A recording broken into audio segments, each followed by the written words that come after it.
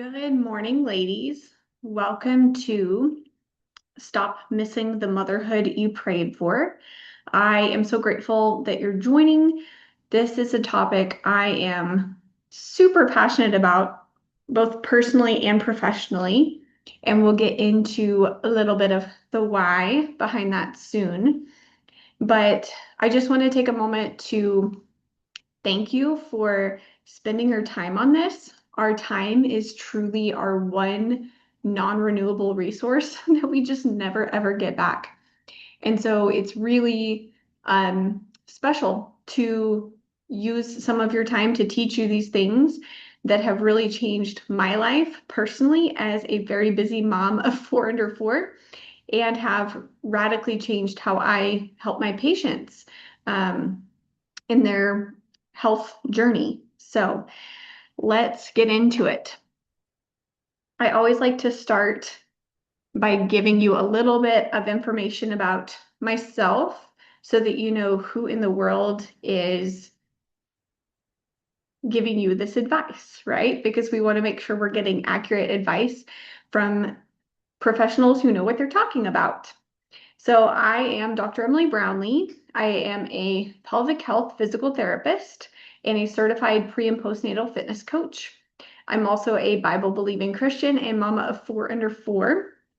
And a little bit of my background and how I got into this, because I'm sure some people even see this topic and think, what does that even have to do with physical therapy? That almost sounds like mental health.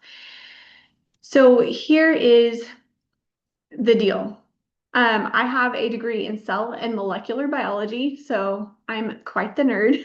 I love diving into topics in depth to really understand them very well. Then I went on to get my doctorate in physical therapy. I began as an ortho and sports physical therapist, which I loved. And then very quickly, I discovered I was pregnant with my first, and I had a lot of girlfriends who were also getting pregnant with their first around the same time. And so they would come to me, as a physical therapist, kind of being like the muscle doc, asking questions like, how do I prepare my body well for this pregnancy? How do I prepare for labor? Is this normal? What can I do about it to make this ache or pain go away? And I realized very quickly that I didn't have very good answers.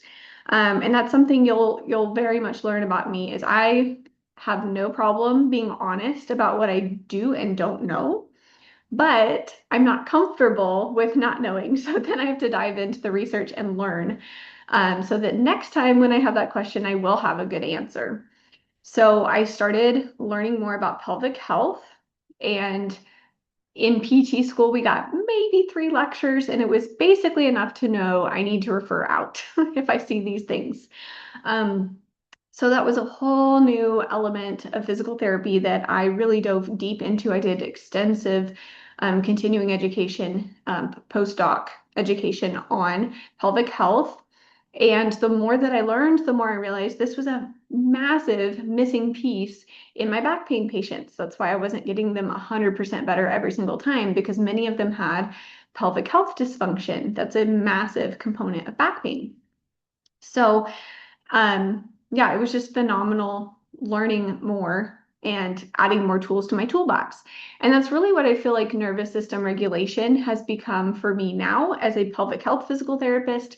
It's not something I was trained in necessarily within pelvic health, but it's a component that I researched quite extensively personally, and then realized, ooh, I'm seeing these patterns in my patients as well. And when you really understand the neurochemistry and the neuroscience behind all of these things, it makes so much sense. And don't worry, we're not going to get like way into the weeds today, but I want this to be really practical. So you walk away with steps taken, not an advanced neuroscience course. But everything just really clicked, and it's been a really important tool in my toolbox to actually get my patients and myself the healing that we all crave as moms. Um, and so this is, both coming to you as a clinical professional with, extensive educational background in these topics. I'm not just kind of making this stuff up, but I also want you to understand that this is also coming from a mom of 4 under 4 who was very overwhelmed, who did struggle with daily consistent anxiety, who really caught herself in a lot of patterns in parenting that I was not comfortable with. They were very familiar from my childhood, things I did not want to continue in the tradition of, and wasn't really sure why I was getting stuck there. And so it's both from a professional standpoint and from a very deeply personal standpoint where I have and still am learning about these things in my own daily life as well. So if anybody hearing this has ever thought something along the lines of, I love my children more than anything, so why do I feel constantly on edge as a mom? You are not alone. This was something that I have really struggled with. I've seen in a lot of my patients of we love our kids so much, but we are just barely surviving in motherhood. And if we are really being vulnerable and honest, we feel like we're constantly on edge. Our kids are triggering us constantly. Like every little thing is just a minefield of triggers, and we don't understand what's going on. And so this might be where we start to think, okay, isn't that mental health? We're going to get into yes and no. But the first thing I want to assure you is this does not mean that you're a bad mom at all. That is something that we can really get in our head. We can really get in shame of, oh my goodness, that means I'm a bad mom. It doesn't. It's a sign. It's a signal. And we're going to get into what it's a signal of and how we actually address what that signal is trying to alert us to. So what we are told traditionally as moms, as expectant moms, as recovering moms, is that this is how we actually get better, right? That we need to sleep more, that we need to eat more, that we need to take supplements. And I'm not saying that those are bad things to do, that that's bad advice. It's excellent advice. However, it's not addressing the root cause of what's going on when we get to this point. So that is why we can be trying so hard. We're doing all the things, we're doing all the things right. We're eating really clean. We're taking all the good supplements, and we're just not seeing improvements. We're also told to take breaks, to use self-care, and to really lean on our village. Again, not bad advice. However, this isn't really getting to the root of the dysfunction of what's actually going on. And many of us don't actually have that very accessible. So then we kind of get in this loop of feeling less than because we don't have a village to lean on, or we really don't have time for a lot of indulgent self-care or whatever. And so that becomes another thing that we think we're failing at. Thirdly, we're told to practice gratitude, be more patient, and to pray harder. And once again, all of these things are fantastic things to do. I'm not saying they're bad. They're just not addressing the root cause of what's going on. And that, again, can become a shame spiral of, if I just prayed harder, this would go away. I'm failing, and that's why this is happening. So let's get into why it's not. So this is not a you problem. I hope that that brings you a massive sense of relief, because so many of us who are in this moment think, oh my gosh, there's something wrong with me. This must be a me thing. Isn't motherhood supposed to be just wonderful and blissful? And like, I don't know why I'm not enjoying it. I don't know why I'm finding it so overwhelming. We feel a lot of shame about it. We don't really want to really share about it, because it makes us feel like we're failing, and we don't want to share our failures. But this isn't something about you as a person. This is a sign that we're dealing with some nervous system issues. So for those of you who are familiar with Maslow's hierarchy of needs, I have it here, and I'll just go over it briefly. But all of these pieces build on each other, right? So if you don't have even the base layer met, there's no way we can go to the next level, and so on and so forth. And so this is why, a lot of that advice that we're given about sleeping, eating well, taking supplements, etc., that's really at the very first layer of physiological needs, which, yes, must be met in order to move up to safety and security. But to get to love and belonging, self-esteem, some of those really important things, we have to be at least meeting safety and security. And a lot of those, maybe the village, things like that could kind of help with safety and security. But we'll get into why within yourself, we need to be meeting those needs as well. So, eating, sleeping, things are essential, but we need to go a step higher to actually achieve that satisfaction and grounding within the challenges of motherhood. So many of us had sympathetic dominance before motherhood. Motherhood just made it impossible to hide or ignore anymore. So I'll be really honest about my own life. I have always been a very motivated, determined, dedicated person. Go, go, go. Even like after physical therapy school, I was in my first professional job before I had even taken my boards. I was lifting very heavy weights at least 5 hours a week, running at least 20 miles a week, tracking every single calorie, every single macro that went in my mouth, barely eating 1,800 calories on even a really heavy lifting day, studying for my boards, doing all of the things, planning a wedding, like just everything. And on the outside, I probably looked very successful and healthy. I was very lean. I was very athletic. I had, a great career. I looked like I was doing all the things and really succeeding. But inside, I was an anxious wreck. The littlest thing would set me off. I would get into big spirals about self-worth and all these things, but I just thought that's normal, right? And so I could keep going and functioning because I didn't have that much demand on me realistically. Now, as a mom of four under four, being, on call for four tiny humans 24/7, there was just no way to hide that sympathetic dominance anymore. It was very, very clear that I was not in a good spot, feeling physically shaky all day long, having, the butterflies in your stomach, the heart racing, snapping at my kids, and then like, oh my gosh, why did I say that? Why did I do that? Having really poor tissue healing, having digestive issues, really stubborn weight that just would not come off after having babies, even though I was, technically doing the right things, caloric deficit, exercise, all of those things. It was really obvious that I had sympathetic dominance and I couldn't run from it anymore.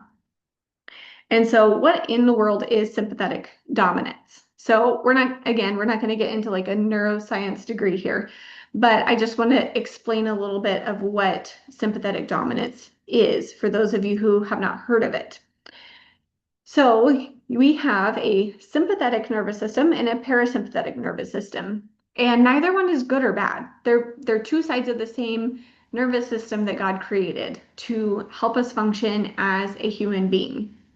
And so our sympathetic nervous system, I like to describe as the go, go, go motivation. Let's get this done. It's actually really fantastic at, maybe as a mom, you could relate to like you're having a conversation with another mom at a birthday party or something, you're having a good time, you're kind of watching the kids, and all of a sudden you notice your child is reaching for a snake.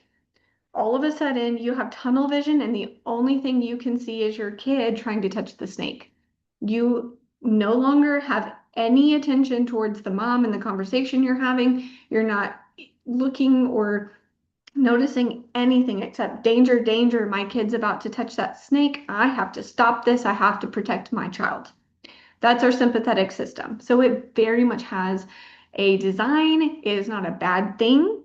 However, when it is the dominant state of our nervous system and it never calms down and our parasympathetic nervous system doesn't have a chance to do its job, that's where we really see the dysfunction.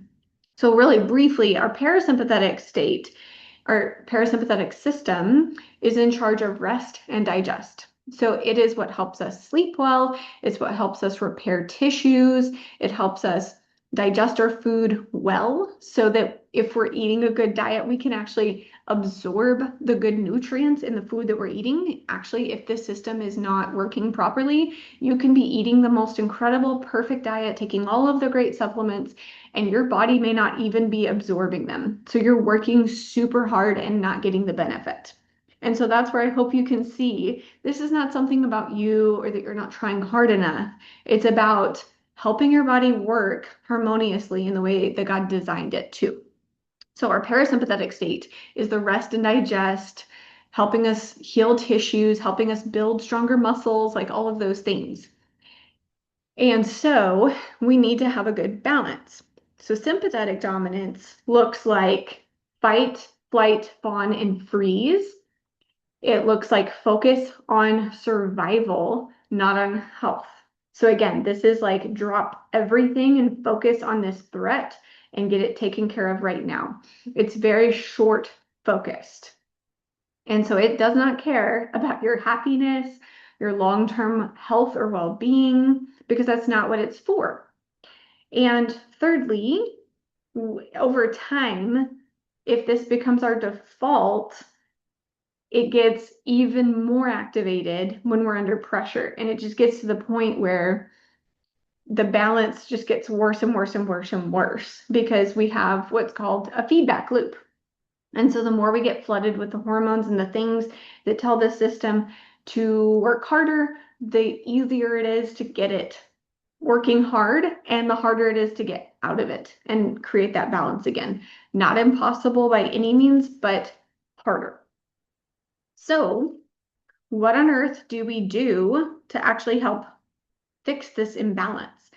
This is something I can't tell you how much it has helped me in my personal life and how much it helps my patients. So we're going to break down this process so we can actually walk away today with steps taken and to understand how we move forward and actually heal. So to break this cycle, we're going to create a personalized plan, because this has to be specific to you for it to really be helpful. I could tell you what I do, it might not work for you. So we're going to create our plan here today. The first step is going to be to recognize that we need to implement our cycle breaking plan.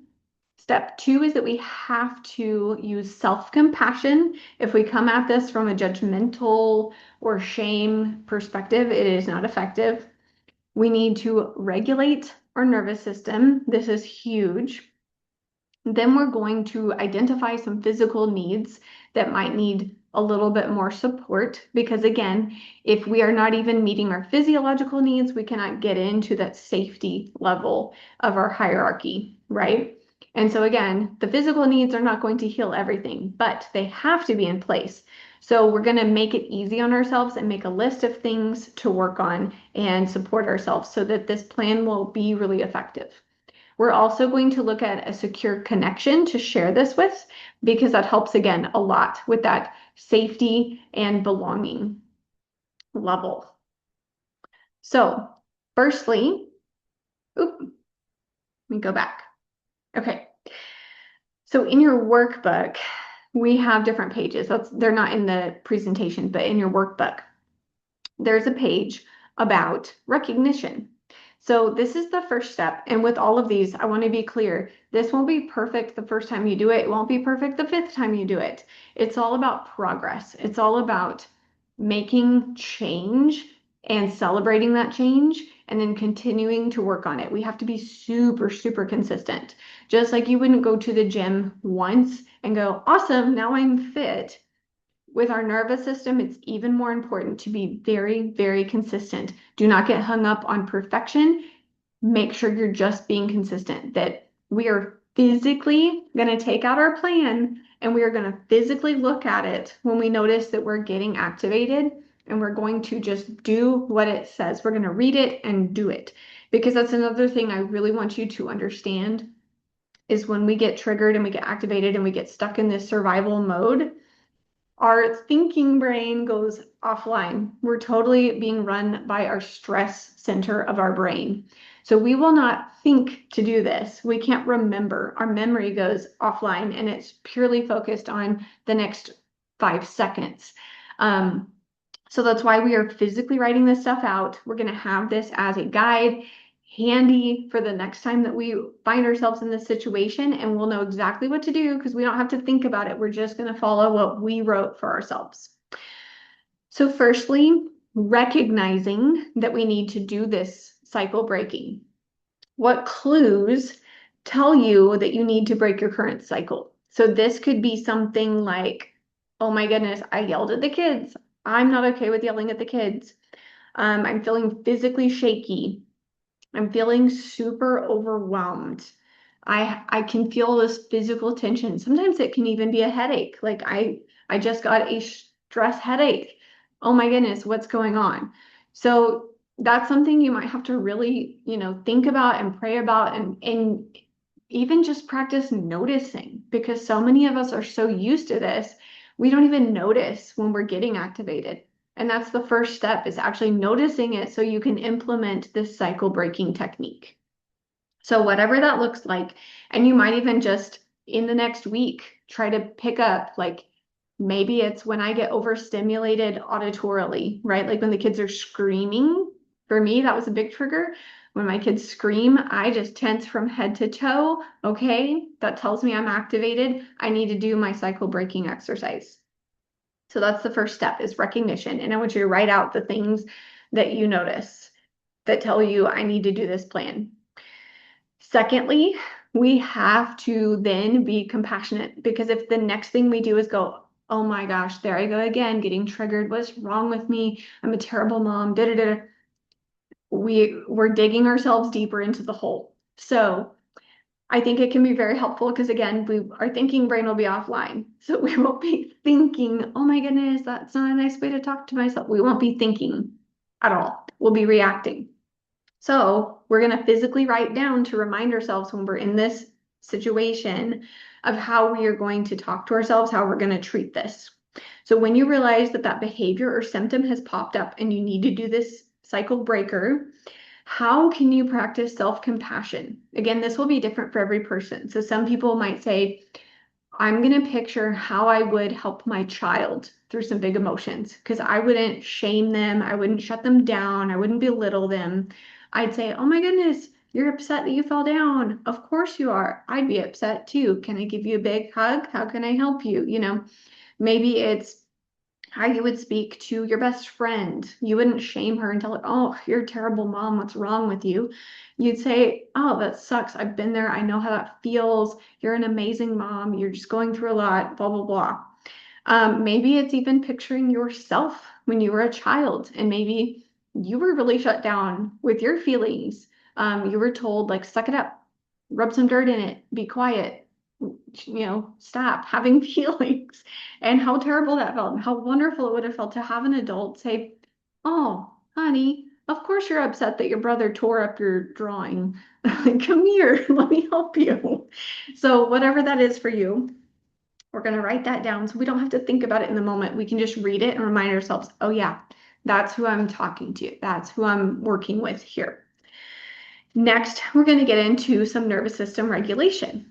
Now, there are a million techniques out there. I'm just going to share a few, and we are not going to do all of them. When we're triggered, we are not doing all of these things. We're going to pick one that resonates the most. So I'm going to go through a few examples, and as I'm saying them, you can either write them all down and then kind of try them out later, or if you're like, that one is going to work for me, only write that one down because we don't have to focus on all of them. We need to pick one that works for us. That's the key. So the first one we're going to do is called a butterfly hug. So this is where you just give yourself a big self hug here, and you're going to tap on your shoulders. This gets that bilateral stimulation, like when we're walking, and that's how our brain processes everything really well. And so you want to kind of have a nice slow pace like I'm doing here, like maybe you would when you're walking. And we're going to breathe in for 4 counts, hold for 4 counts, breathe out for 4 counts and hold for 4 counts. If it's too hard to do both of those things at the same time, that's fine. Pick one or the other. You can either do a box breath or you can do a butterfly hug, but it's that compression that, if you like weighted blankets, this is probably a great one for you. And getting that back and forth tapping. And if the box breath is too much to add to it, just take deep breaths and just really feel into your body. Just be really present. Or maybe just the breath work is really helpful for you. Doing the box breath, in for 4, hold for 4, out for 4, hold for 4. And just taking nice, long, slow breaths and being really mindful of our breath. Another great exercise that we can do is to just tense every muscle in our body from head to toe. Think about when your kids are really angry. They're just head to toe, squeezing every muscle. And then we're going to very slowly and intentionally release that tension.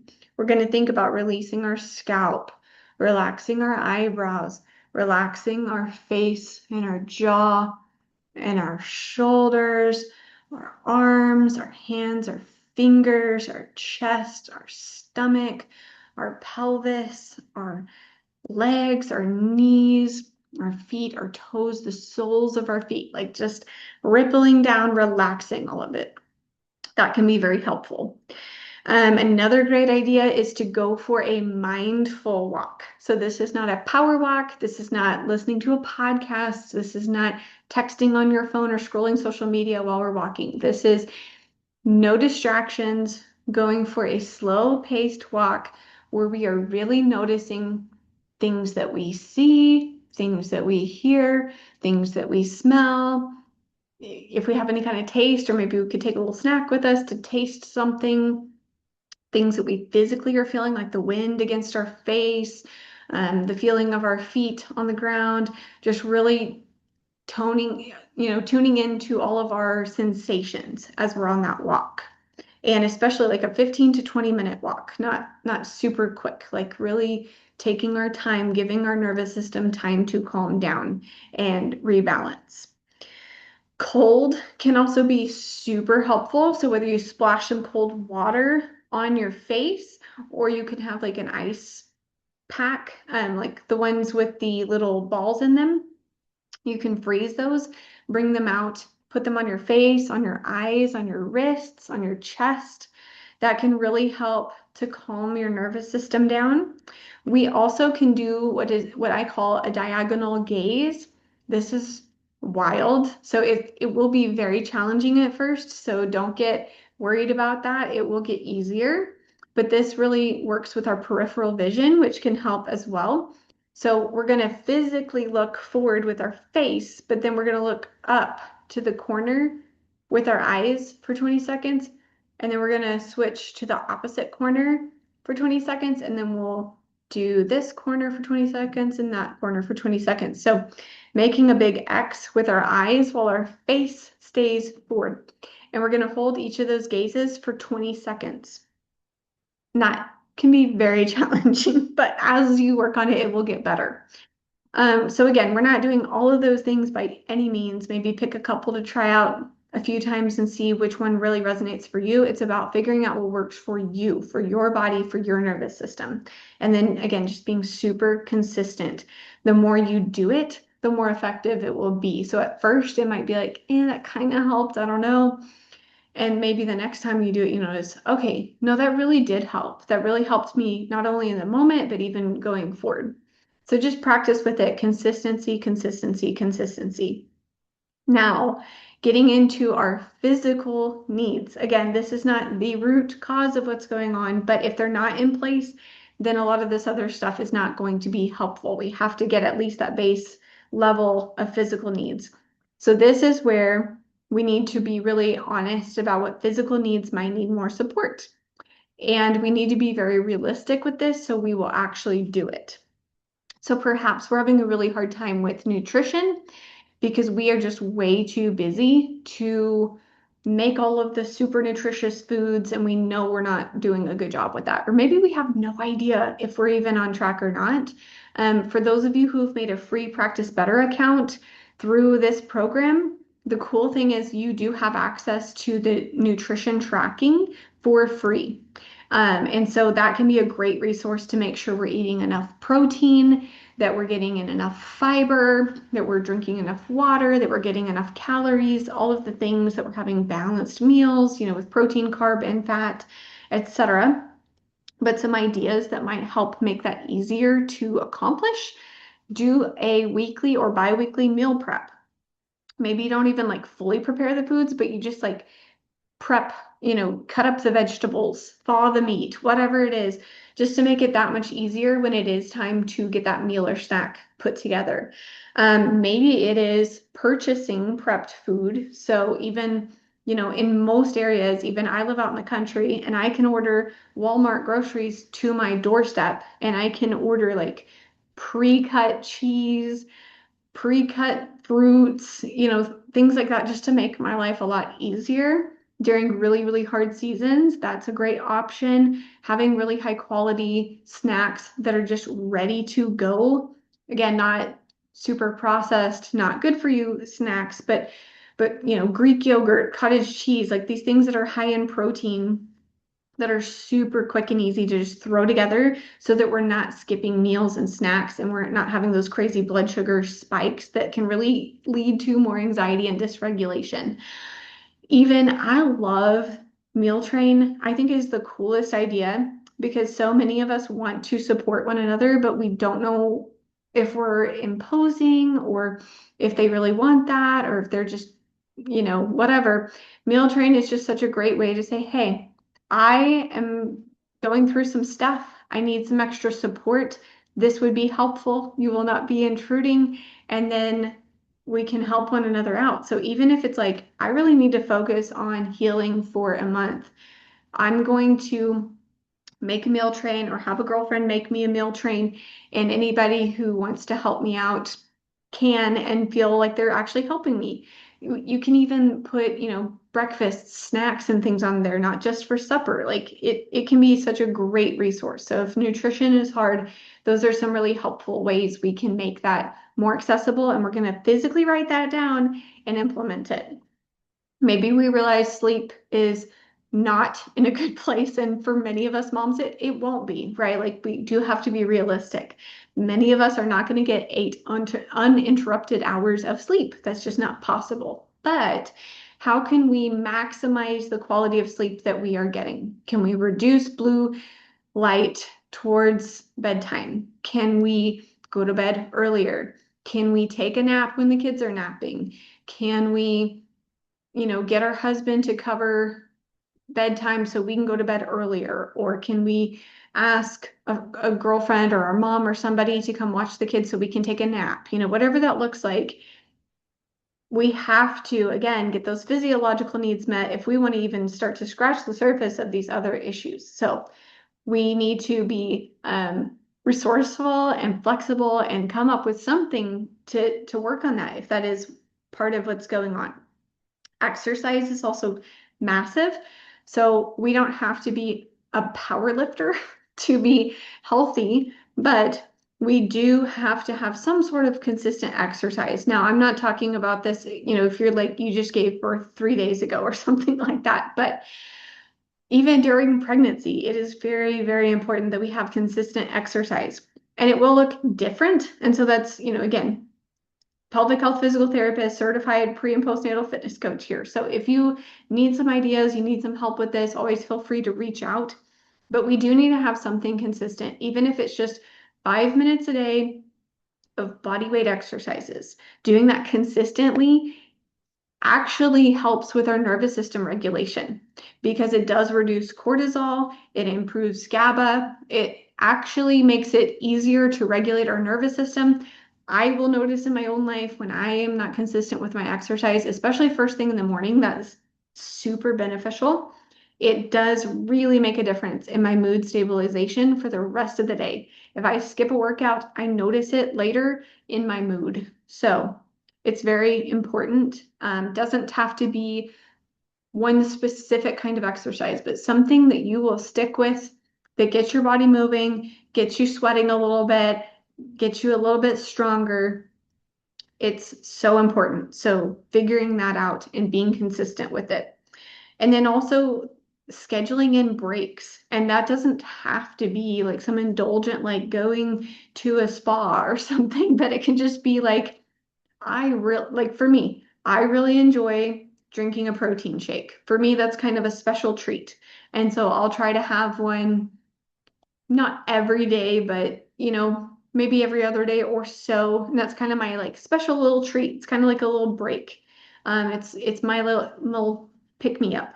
Um, Maybe doing something like dry brushing or gua sha, or actually taking time to do skincare, or let's be real, taking a shower. Like just scheduling in something that's just kind of a refresher, a mood booster, connecting with the Lord. Like so many of us, maybe we have a routine where we do something with the Lord first thing in the morning, but then we don't really include him in the rest of our day. Obviously, he's always there, he's always watching, he's always with us, but actually taking time to connect with him, even if it's a 2-minute prayer, a 2-minute check-in with God throughout our day. That can make a massive difference. And especially when we are having these struggles, that's something that's been really beneficial for me is when I do feel really overwhelmed and out of control, I will have my kids pray with me. My God, mommy's having some big feelings. Mommy's having a hard day.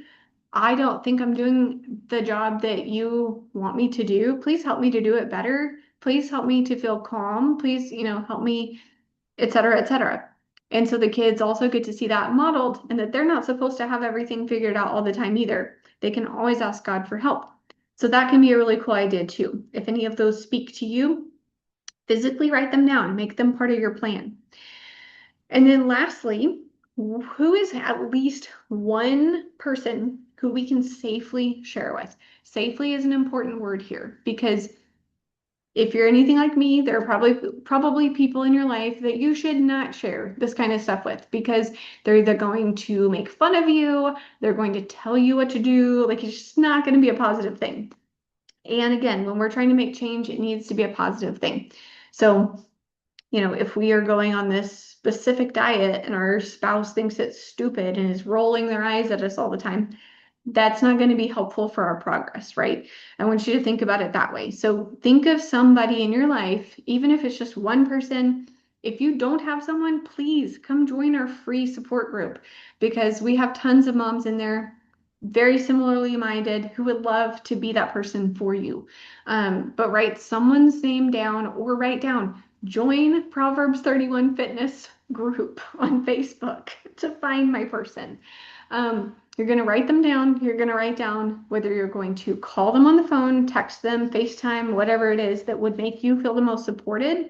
And so after you've done your cycle breaker, you're going to reach out to them and say, hey, this happened. This is what I did. Here's my self rating of how it went. Can you please pray for me or help keep me accountable or, whatever it is that would give you support because you need to learn, again, love and belonging level. If I am safe, I am secure, I am loved, I belong somewhere. So that is our plan. That's how we're going to start breaking this cycle and changing how our brain is working, how our nervous system is balancing. And I'm serious, guys, this changes your life. And again, so if anybody is curious, like what in the world does this have to do with physical therapy? The big thing is that when our parasympathetic nervous system is not able to function well or rest and digest, I could give you the world's greatest exercises and it is not going to help you because your body is not in a position to receive those exercises and do something productive with them. You could be eating the most fantastic diet, you could be doing everything quote unquote right to sleep well, and I could give you the best exercises, and you're still not going to get better. So that's why this is such a big part of how I treat patients now, because this is the step one before I can get you actually better. We need to regulate our nervous system so that our body is functioning properly. We're essentially resetting our alarm system. If you think about like a house alarm system, We don't want it going off when someone closes their car door 2 blocks down. That's not helpful information. So we want to actually reset it and make it accurate. So it's telling us, hey, there's a burglar coming into our house, or there isn't a burglar coming into our house, that it's accurate information so that our body can actually heal. We are creating a calm state so that we can respond to our environment instead of just reacting on autopilot with no control, because that's not helpful.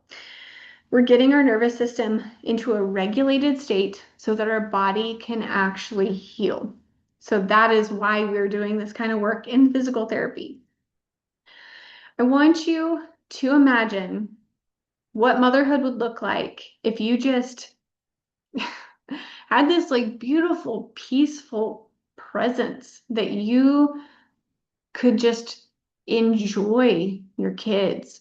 You didn't feel triggered by them all the time. You didn't cringe when they scream. You enjoyed that sound like you always thought you would, like when you prayed for these sweet babies, that you wanted to play with them instead of checking your watch for what time it is because you have really important things to do and you just don't have time, that you would just be thrilled to pick them up and run around with them and do all the crazy rumble tumble wild stuff. You would go on the hikes. If you're an outdoorsy person, you would go camping, fishing, hunting, go do all these things with them because you're so excited and they're excited, and it's just effortless for you. That's just what you want to do. You don't have any fear. You don't feel fragile, that you would just feel so connected with your husband. You'd feel like this awesome wife, that you wouldn't have these insecurities and confidence issues with your marriage. Like everything was just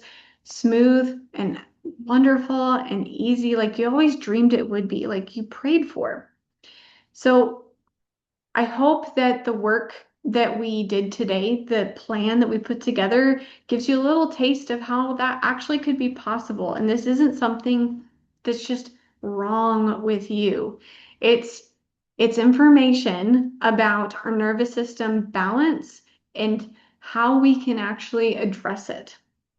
And so if what we did today felt helpful, if having that roadmap and that plan in place, if you even could feel a little bit of that tension leaving your body as we're doing these nervous system regulation techniques, just in this brief little random free webinar today, I hope that it gives you some inspiration to imagine how 30 days of very specific, individualized work like this and more could totally change the mom that your kids experience for the next 20 plus years.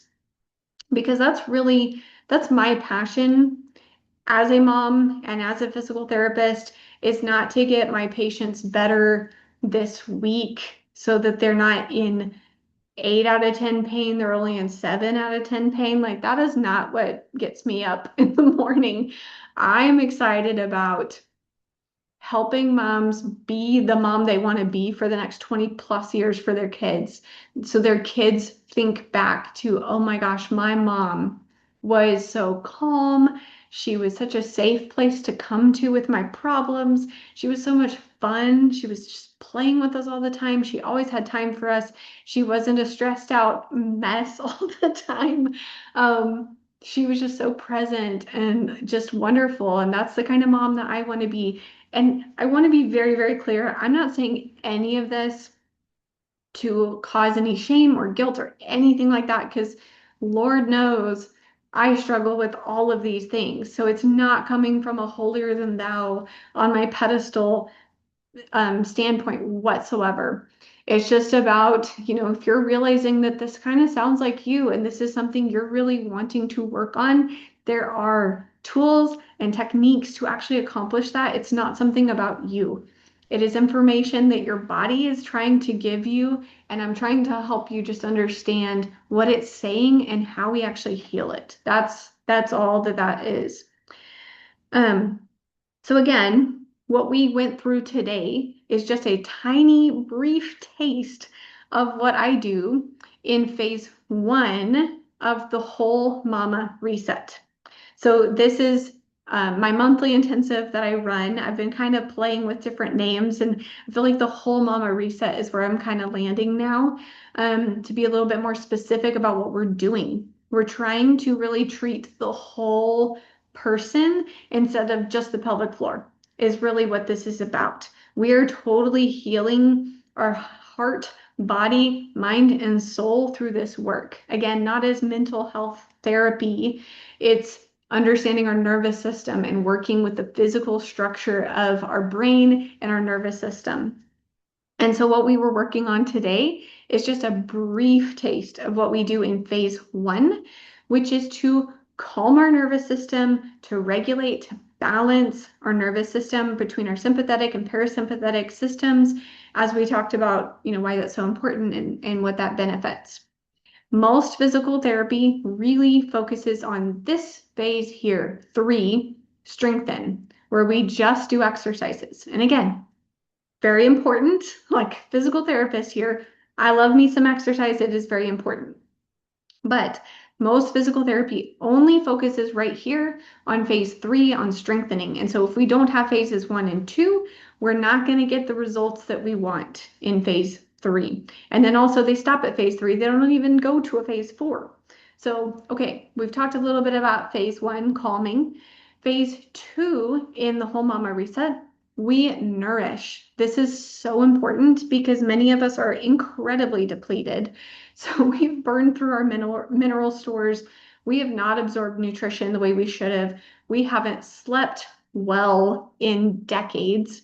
So we're actually nourishing our body. We're replenishing all of those things. We're going to, integrate some really helpful mobility work, some stretching, things like that, to actually get our bodies to a position where they're ready to become stronger. So we calm our nervous system, get it balanced. We nourish our bodies to replenish all the things that have been depleted.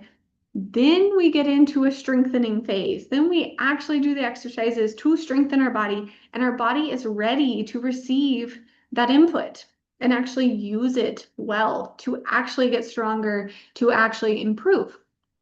Then we go into phase 4, because again, a lot of physical therapy will stop at the strengthening, but I'm not really that concerned, to be honest, if you can do a push-up.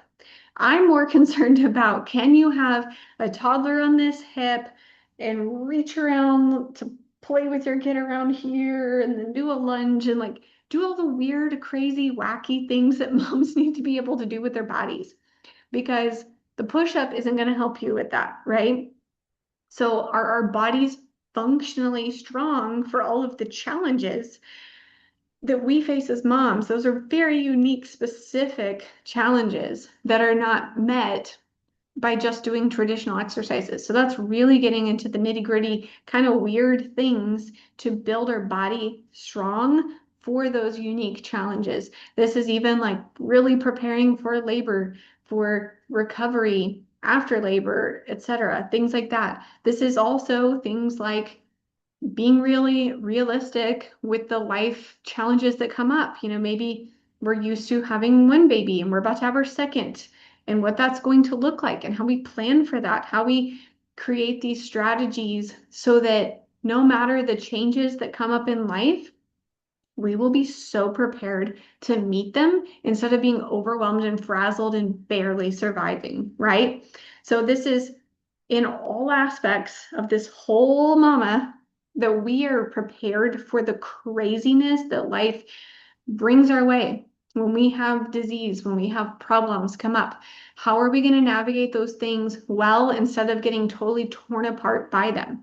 So that is phase 4. And I think that's very essential to making this not just getting better, a little bit or for the next 6 weeks or whatever. This is like lifelong improvements that will stick no matter what happens.